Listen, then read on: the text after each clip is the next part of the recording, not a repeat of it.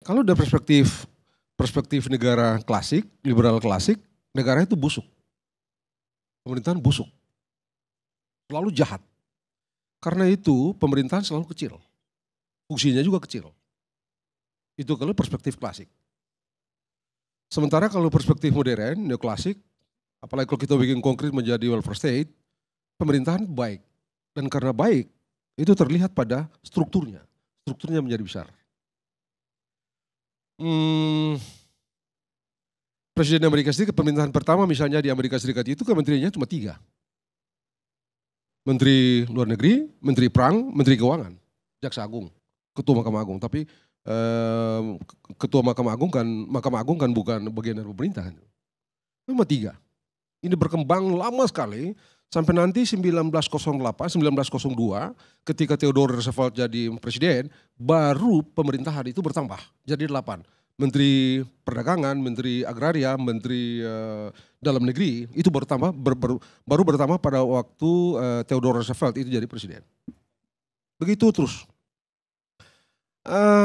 Kembali ke soal kabinet yang gemuk, yang sekarang ini banyak orang bicarakan begitu ya. Apakah ini masuk akal atau tidak masuk akal? Saya ingin mengatakan bahwa kalau menggunakan perspektif welfare state, dan saya berpendapat itu yang dipakai oleh para pembuat Undang-Undang Dasar kita 1945 tahun 45 dulu itu. Mereka menggunakan perspektif welfare state. Nah karena menggunakan perspektif welfare state maka memang pemerintah menjadi besar. Negara diandalkan untuk mengurus kehidupan rakyat dan dengan begitu maka pemerintahan itu menjadi banyak. Nah kembali ke kita, tahun 45 kabinet kita pertama kali bekerja tanggal 4 September 1945. Kabinetnya 19 orang. Walaupun umurnya cuma 2 bulan. Karena setelah itu kan Pak Syahrir menjadi Perdana Menteri dengan kabinet sekitar 19 orang. Begitu seterusnya. Nah karena itu maka saya tidak dapat mengatakan apakah ini kabinet Jokowi atau kabinet Prabowo. Saya sebagai orang tata negara mesti mengatakan bahwa ini kabinetnya Prabowo. Sebagai orang tata negara, penanggung jawab pemerintahan itu Prabowo. Pemegang kekuasaan pemerintahan itu Prabowo. Dan kalau kita baca buku-buku tata negara internasional gitu ya, kita banding dengan Amerika Serikat misalnya, orang tidak pernah menyebut ini administrasinya siapa, administrasi siapa. Administrasinya adalah administrasi presiden. Presiden Bush misalnya, ya administrasi Bush karena dia penanggung jawab. Jadi karena itu memang kita mesti sebut bahwa ini kabinetnya kabinet Prabowo, pemerintahannya pemerintahan Prabowo. Dan kembali ke Undang-Undang Dasar, ke konstitusi kita. Konstitusi kita memberikan kewenangan full, tidak dibagi dengan alasan apapun kepada presiden. Untuk membentuk, yang orang mengatakan bahwa itu seperti prerogatifnya presiden gitu ya. Tapi sebenarnya kalau kita cek Undang-Undang Dasar itu hak eksklusif, kewenangan eksklusif yang diberikan oleh Undang-Undang Dasar kepada presiden. Karena itu tidak dibagi.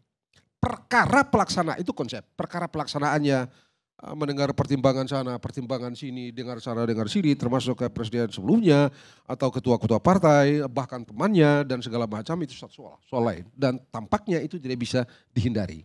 Tampaknya itu tidak bisa dihindari.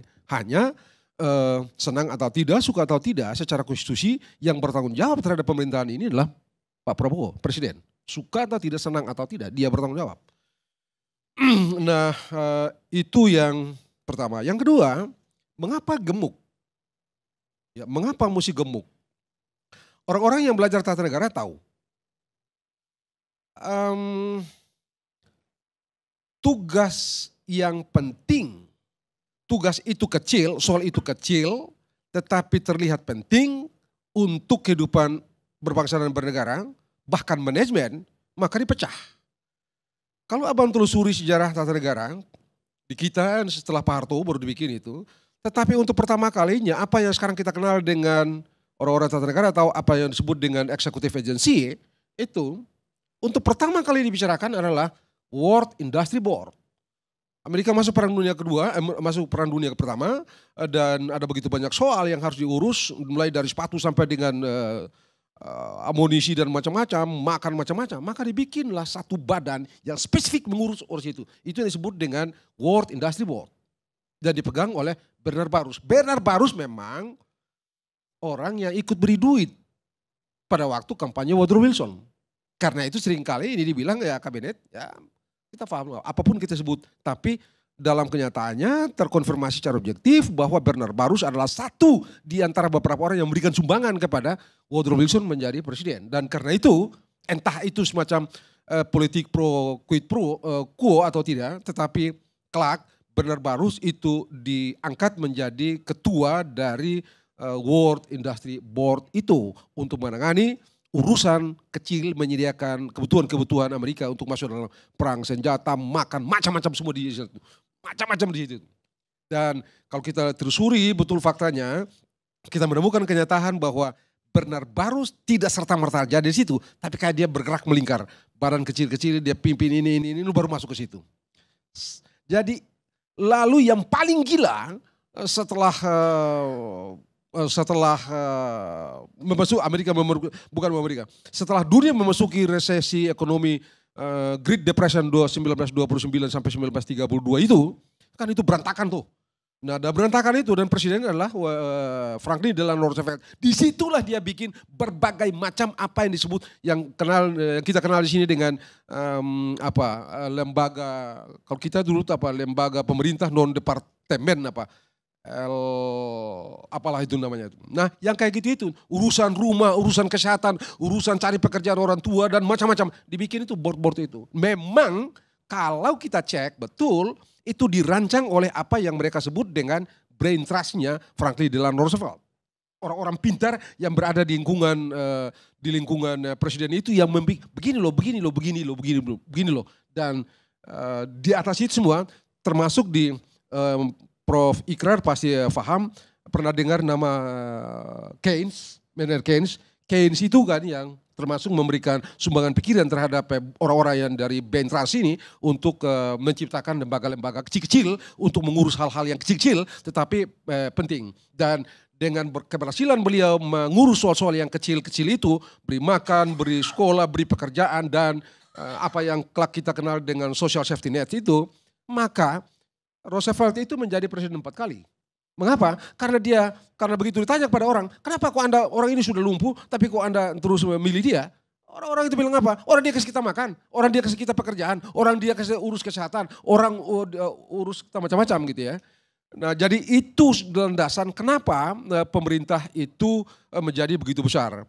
Nah, kembali ke dalam kasus kabinet Pak Prabowo ini, tampaknya kalau lihat performa hari ini, jalan pikiran itu yang dipakai. Soal-soal kecil tapi dirasa perlu dan strategis untuk kepentingan rakyat itu ingin ditangani. Tadi yang beliau bilang tadi, kecil tapi kalau kecil itu menjadi lebih fokus. Memang ada problem manajemen. Mesti siapkan kantor, siapkan macam-macam, saya mengerti dan saya terima itu. Tapi dari segi konsep, mengapa dipecah menjadi kecil-kecil supaya urusan itu fokus, tertangani lebih fokus, bisa lebih efektif, lebih efisien. Ada problem manajemen memang. Problem apa itu? Problem kontrol, problem koordinasi. Ada problem di situ. Nah, dan karena itu sebegini jauh saya berpikir begini. Problem-problem ini itu terlihat disadari oleh Pak Presiden Prabowo dan karena itu beliau membentuk kalau tidak salah ada sekitar 7 menteri koordinasi gitu ya. Kalau tidak salah sekarang. Rasanya itu dimaksudkan untuk memperlancar problem-problem manajemen yang bakal muncul dan saya yakin itu akan muncul.